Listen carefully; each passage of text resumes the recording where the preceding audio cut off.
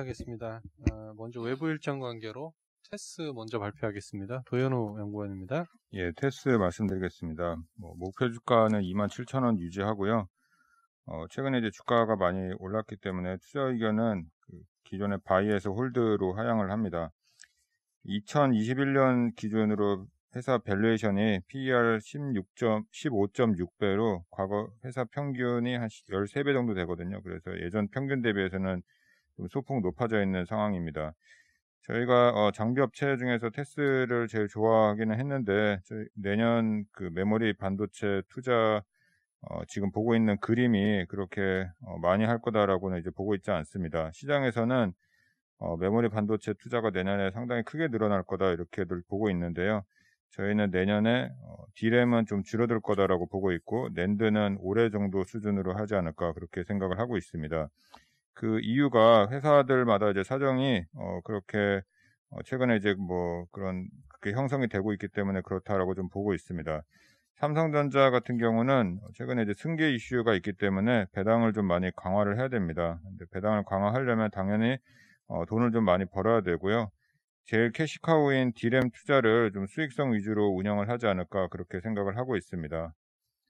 하이닉스 같은 경우는 최근에 인텔의 낸드 사업부를 인수를 해서 내년에 8조 원에 달하는 현금을 지급을 해야 됩니다. 그래서 저희가 계산했을 때 최소 10조 원 이상의 영업이익은 나와야지 그 현금 흐름으로 원활한 자금 집행이 가능하지 않을까 그렇게 생각을 하고 있습니다. 그래서 내년에 두 회사 다 수익성 위주로 투자 전략을 짤 거다라고 좀 보고 있고 삼성전자 기준으로 D램은 30K 정도 내년에 투자한다라고 보고 있고 낸드는 75K 정도 보고 있습니다. 그래서 시장에서 보고 있는 거는 D램을 한 50K 이상 투자한다라고 생각하고 있고 낸드는 많게는 이제 100K까지 가능하다라고 좀 보고 있습니다. 그래서 최근에 이제 반도체 장비 업체들 주가가 오른 거고요.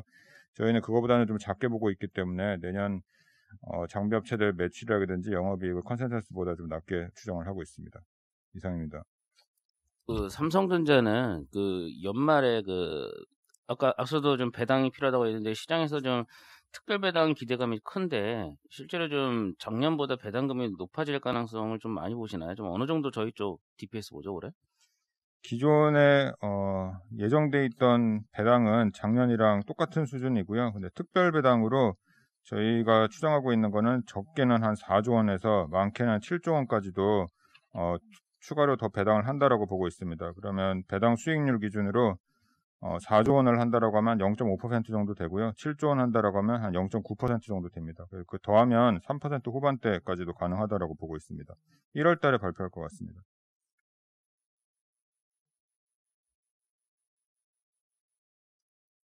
질문 없으시면 전략인사이드 경제 정혜경 연구원 발표해 주세요. 네, 안녕하십니까. 리서치본부 정여경 사원입니다. 오늘은 이 보조 선행지수로 본 중국 경기와 주가에 대해서 말씀을 드릴 텐데요. OECD 중국 선행지수와 이 경기 그리고 주가 지수 간의 상관관계가 0.3 수준에 불과하여 미미한 수준입니다. 경제 구조 변화에 따라서 이 선행지수도 달라져야 하는데 이 사실을 간과했기 때문입니다. 따라서 중국의 경제 구조를 변화하는 이 보조 경기 선행지수를 제시합니다. 과거 중국의 경기순환 사이클을 보시면 앞으로 최소 10개월에서 최대 15개월까지 확장을 지속할 전망입니다. 특히 최장기간 확장을 가정했을 때 중국 주가지수의 고점을 2022년 1분기로 예상합니다. 맨 앞에 그래프를 보시면요. 상해종합지수와 이 경기선행지수와의 상관관계를 보여드리고 있는데요. 이 중에 보조경기선행지수의 예측력이 가장 탁월합니다. 이제 다음 페이지로 넘어오셔서 좀 키차트 위주로 말씀드릴 텐데요. 원래 이 OECD 경기선행지수는 투자 전략 측면에서 가장 유용한 이 경제지표 중 하나로 알려져 있습니다. 근데 3페이지 그림 3번에 보시면 이 유독 중국에서는 2010년 이후에 OECD 선행지수와 산업생산 간의 괴리가 발견됩니다. 그 이유에 대해서 분석해본 결과 7페이지로 넘어가시면요. 그림 10번인데요. 이 OECD 선행지수를 구성하는 요소와 중국 산업 생산 간의 상관관계가 2010년대 이후에 하락하는 모습을 보실 수 있습니다. 즉 기존의 OECD 중국 선행지수로는 현재 중국 경제 변화 모습을 설명하기에 좀 부족하다는 점을 알 수 있습니다. 그래서 이 OECD 선행지수를 보완하기 위해서 이 보조 경기 선행지수를 구성해 보았는데요. 다음 11페이지입니다. 그림 14에서 19까지 이 6가지 요소를 제시해드렸는데요. 첫 번째로 먼저는 중국의 신경제를 반영하는 이 하이테크 무역수지입니다. 두 번째로는 전통적으로 중국 경기에 중요했었던 부동산 개발 투자를 활용했고요.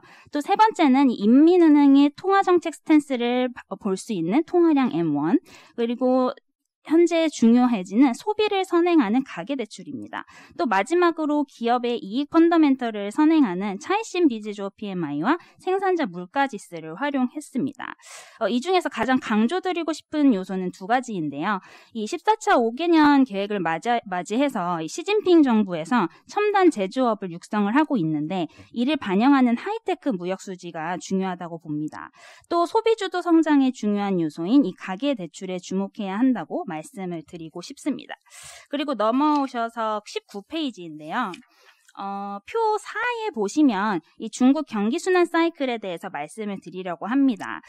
중국의 경기가 확장되기 시작하면 평균적으로 19개월에서 최대 24개월까지 경기가 확장된 바 있습니다.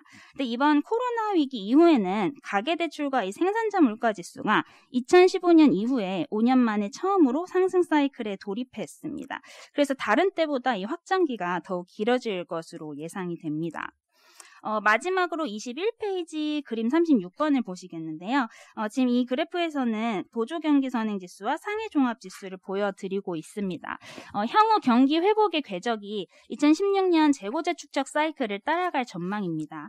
따라서 중국 상해종합지수도 2014년의 급등세를 시현하기보다는 2016년과 같은 점진적인 상승 흐름을 예상합니다.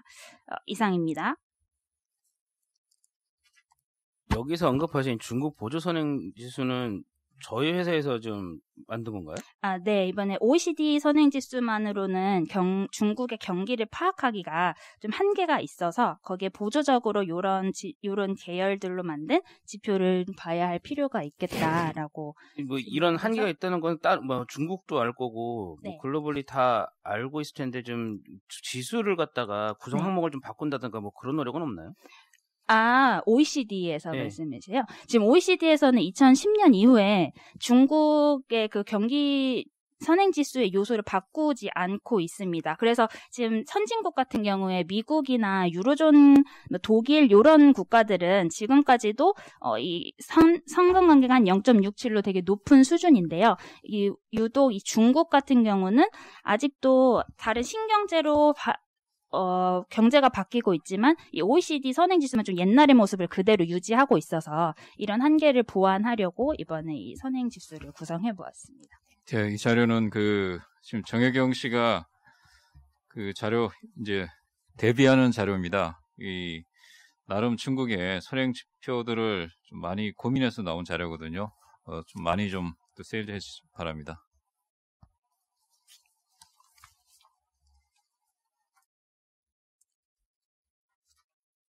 예, 질문 없으시면 다음은 IS 동서 이민재 연구원입니다. 예, IS 동서 말씀드리겠습니다. 포인트는 세 가지입니다. 일단 지금 6,800억짜리 대구 수성범어 W 원가율이 굉장히 양호하다라는 거. 그다음에 경산 중산지구 개발 시에 이제 추가적인 수익 사실 엄청난 수익이 기대된다라는 거. 그리고 마지막으로 M&A 통한 사업 확대 계속되고 있다라는 부분들입니다. 일단 4페이지 좀 보면서 말씀을 드리면요. 기존에 보던 것보다 목표 주가는 대략 한 16% 정도 올렸고요. 그다음에 실적 추정치 같은 경우 21년, 22년 40% 정도 상향 조정했습니다.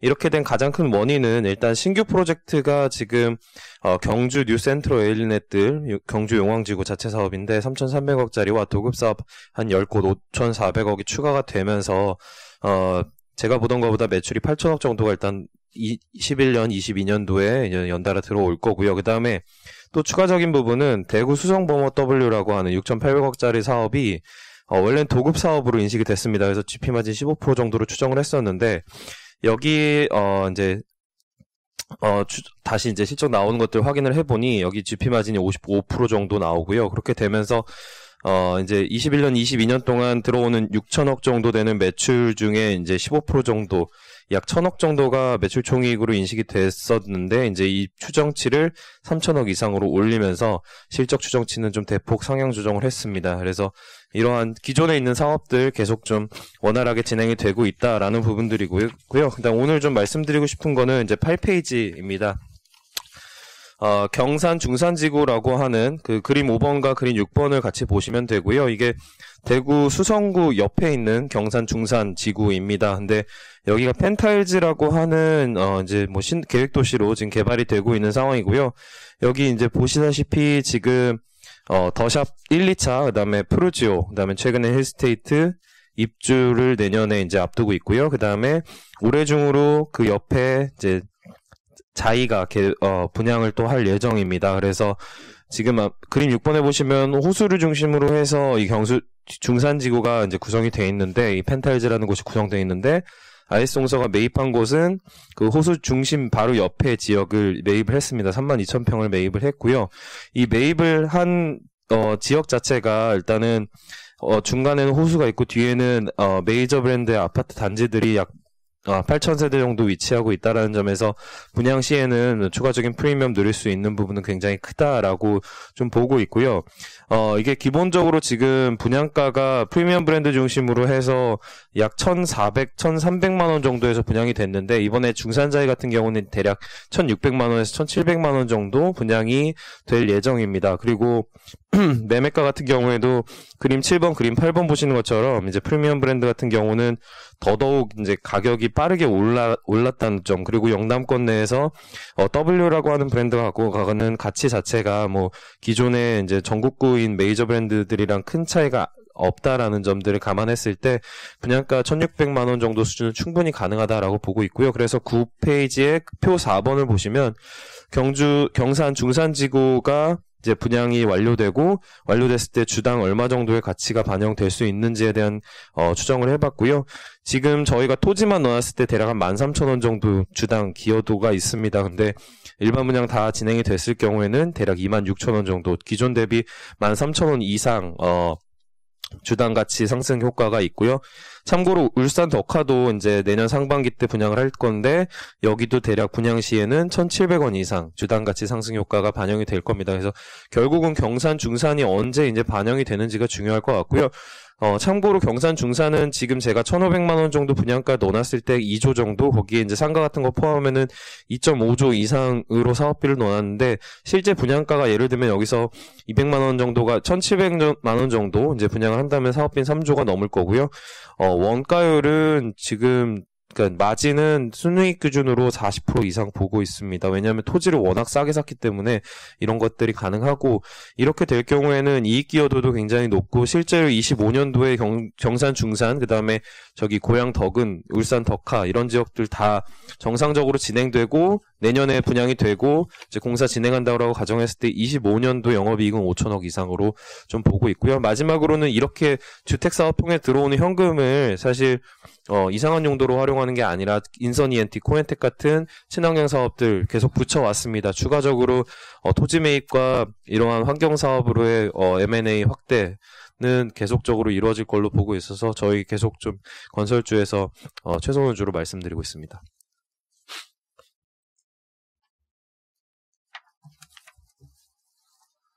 예, 질문 없으시면 다음은 페노션 정현승 연구원입니다. 네, 페노션 내년에 지켜봐야 될 운송기업이다라고 생각해서 자료를 다시 한번 작성해봤습니다.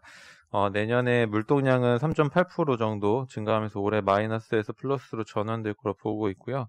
반대로 공급 증가율은 올해 4%에서 내년에 2%로 줄어들고 22년에는 0.5%까지도 줄어들 수 있어서 공급 부담은 점점점 완화되는 가운데 수요 쪽에서 좋은 시그널들이 나오고 있다라고 좀 판단하고 있습니다. BDI도 바닥을 좀 찍었다라고 판단하고 있고요. 4페이지를 보시면 PBR 밴드 차트를 보실 수 있는데, 이 밴드 차트를 보시면 2016년 1월달, 업황이 가장 안 좋았을 때 밴드 수준의 유사한 밸류에이션 수준입니다. 그런데 그때보다는 지금 훨씬 더 이익 체력이 많이 높아졌고, 수급 상황은 훨씬 더 좋아졌다라고 좀 판단하고 있어서, 지금 밸류에이션 충분히 메리트 있다라고 좀 판단하고 있습니다. 물동량 측면에서 주요 이슈들을 좀 말씀을 드리겠습니다. 6페이지의 첫 번째 그림 보시면 글로벌 벌크 화물 물동량 점유율이 있는데요. 철광석, 석탄, 곡물이 전체 물동량의 62%를 차지하고 있습니다. 이 중에서 가장 이슈가 되는 곡물은 이제 화물은 철광석인데요. 철광석이랑 사실 곡물은 최근에 물동량이 괜찮은 상황입니다. 실제로 중국에서 수요가 매우 괜찮은 상황이고요. 19년도 대비 20년도가 누적으로 플러스 11% 정도 증가했고, 이렇게 수요를 화물을 당기고 있음에도 불구하고 중국 내 항구 재고가 늘어나지 않고 있습니다. 이러한 부분들은 실제로 그림 5번에서 보실 수 있고, 중국에서 철강 생산량이 계속적으로 늘어나고 있다. 그리고 철강 가격이 계속적으로 올라가면서 더더욱 생산량을 늘리고 있다라는 부분들이 긍정적 시그널로 나타나고 있습니다. 그림 9번을 보시면 글로벌 곡물 가격이 많이 올라가고 있는데요. 최근에 작황 부진이나 코로나 이런 이슈로 인해서 생산에 차질이 발생했기 때문인데, 이러한 부분들 때문에 오히려 트레이딩 볼륨이 크게 늘어나고 있고, 중국이 최근에 대두 수요가 크게 다시 늘어나면서 미국산 곡물을 매입하는 형태로 통상에도 대비하는 그런 모습이 나타나고 있습니다. 그럼에도 불구하고 BDI가 가장 좋지 못했었던 가장 큰 이유는 7페이지의 그림 10번을 보시면 석탄 물동량이 전년 대비 10%나 감소했기 때문입니다. 석탄의 물동량 감소의 가장 큰 이슈는 8페이지를 보시면 중국, 인도, 일본, 한국, 유럽에서 물동량이 크게 감소했기 때문인데요. 코로나 이슈로 인해서 일시적으로 인도가 이제 물동량이 많이 감소했다 내년에 회복하는 반면, 지금 이제 중국에서가 좀 고민인데, 중국이 지난주에 정책이 조금 변화했다는 부분들이 좀 의미가 있을 것 같습니다. 8페이지의 네 번째 문단을 보시면 중국 정부가 해외 석탄 수입 쿼터를 기존보다 2천만 톤 정도 상향 조정했고요. 비공식 쿼터를 감안하면 이제 3억 톤에서 3억 2천만 톤으로 늘렸고, 지금 중국에서의 가장 큰 이슈는 중국에서 지금 최근에 석탄 공급이 부족하면서 광산에서 무리한 작업으로 인해서 안전사고가 잇따라 발생하고 있고, 결론적으로 이러한 부분들을 자체적으로 생산량에서 좀 한계가 있다고 판단했기 때문에 수입 쿼터를 상향 조정한 것으로 보입니다. 그래서 중국에서도 이제 석탄 물동량들이 조금씩 돌기 시작했다, 수입 물동량이 늘어나기 시작했다라는 점에 주목하셔야 될 것 같고요. 이러한 점들을 감안하면 내년에 물동량 증가율은 한 3.8%까지 나온다. 그래서 그 마지막으로 그림 14번을 보시면 물동량 증가율이 공급 증가율을 크게 상회하는 그림이 앞으로 한 2년간 펼쳐질 수 있겠다. 밸류에이션은 2016년 수준에 머물러 있기 때문에 밸류에이션 메리트도 있다. 그래서 내년에 지켜봐야 될 운송기업이라고 생각하고 있습니다. 이상입니다. 중국 쪽 석탄은 지금 호주 쪽하고 좀 정책 이슈 때문에 안 늘리는 거 아니었나요? 지금 호주 쪽이 지금 다 늘고 있다는 얘기인가요, 그럼? 이번 조치로 인해서 지금 인도네시아, 그 다음에 콜롬비아, 그리고 남아프리카 공화국 이런 데에서 러시아까지 해서 물동량이 좀 크게 늘어나고 있는 상황입니다. 호주 쪽은 그냥 그대로 좀 안 되고 있는 거예요? 실제로 이번에 2천만 톤 쿼터 상향 조정에서 호주 쪽에 대한 거는 수입에 대해서는 전혀 언급이 없었습니다. 실제 앞으로도 당분간은 호주산 석탄은 계속적으로 도입이 안 될 것 같습니다. 벌크선 같은 경우에 중고성가가 예전에 좀 많이 중요했던 것 같은데, 중고성가 그러면 어떤가요? 최근에 바닥을 찍고 조금씩은 올라오고 있는 부분이긴 한데요. 컨테이너나 이런 거에 비교해서는 미미한 정도 수준입니다. 다음은 한국 BNC 나관준 연구원입니다. 네, 한국 BNC 의무공표 자료 발표하겠습니다. 우선 올해는 신규 에스테틱 제품군인 톡신, 더마 코스메틱 매출은 호조세를 보였지만, 이제 코로나19 여파로 수출이 부진했던 이제 HA 필러 기존 사업이 이제 예년 대비 좀 부진한 모습을 보였습니다. 하지만 이제 유착 방지, 이제 창상 피복제, 조직 보충제 중심의 이제 의료용 생체 치료 쪽은 견조한 성장세를 확인을 했고요. 이는 이제 수술이나 비수술적 치료에 사용되는 제품 특성상 코로나19 영향으로부터 상대적으로 자유로웠던 것으로 저희는 파악하고 있습니다. 올해 11월에는 이제 더마 코스메틱 아이스트 브랜드가 중국 위생허가 취득에 성공했고요. 앞으로 이제 중국향 수출 확대가 기대되는 품목입니다. 또한 이제 톡신 비에녹스의 경우에는 올해 6월에 수출용 허가를 받고 수출이 개시되고 있는데 매월 한 2, 3억 정도 매출이 꾸준히 반영되고 이번 달 같은 경우는 거의 6억 원 정도 매출이 반영되면서 올해는 한 21억 원 정도로 저희는 연간 매출 반영될 것으로 추정했습니다. 전체 연간 매출은 201억 원의 영업이익 23억 원으로 신제품 출시 효과로 선방하는 모습을 보일 것으로 추정을 했고요. 또한 이제 내년에는 백신 출시에 따른 코로나19 완화세와 에스테틱 제품 라인업 확대로 해당 부문의 고성장이 기대되어서 내년부터 본격적인 실적 성장이 기대되고 있습니다. 또한 이제 올해 10월에는 세종시의 신공장 캐펙스 310억 원 들여서 완공이 됐고요. 내년 연내 GMP 인증 획득이 되면은 본격적인 생산이 시작될 것으로 기대를 합니다. 특히 이제 톡신 같은 경우는 현재 이제 미허가 수출 가능 국가로만 수출이 나가고 있는데 10월에 국내 임상 2상을 종료하고 임상 3상 IND 신청까지 완료를 했습니다. 이에 이제 내년에는 품목허가 신청 들어가면은 22년에 품목허가 승인 및 국내 출시가 예상이 되고요. 또한 이제 내년에는 이제 HA와 이제 PN, 저희가 흔히 이제 파마리서치의 이제 리주란의 지금 업그레이드 버전인 리주란 HB랑 좀 비슷한 필러인데 그 필러 내년에 출시 예정이 있고 기타 이제 PN 관절강 주사, 항독성 간장 X 등 다양한 신제품이 출시 계획이 있어서 내년에는 세종 신공장 및 신제품 효과가 나타날 것으로 기대를 하고 있습니다. 이상입니다.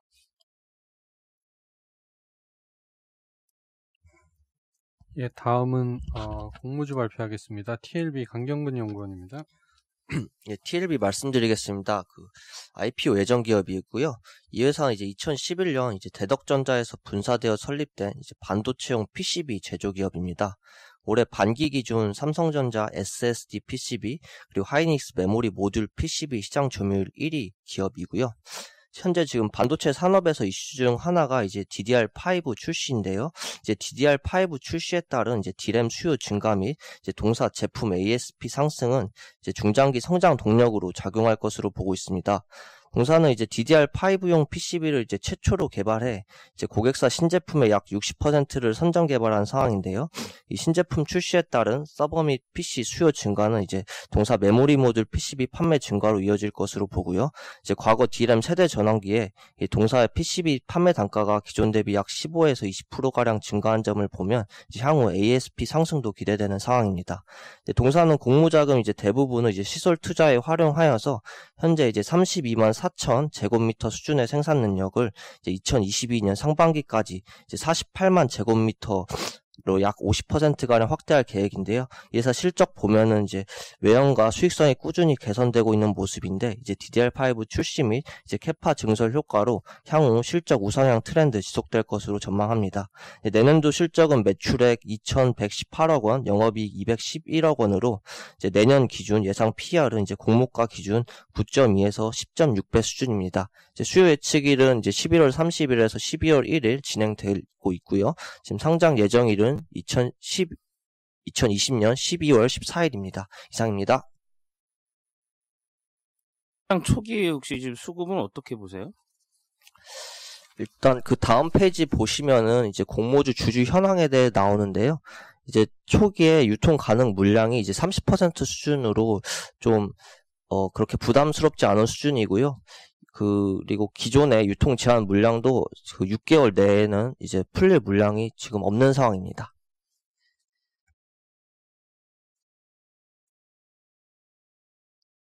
이상으로 준비된 자료 발표를 마치겠습니다.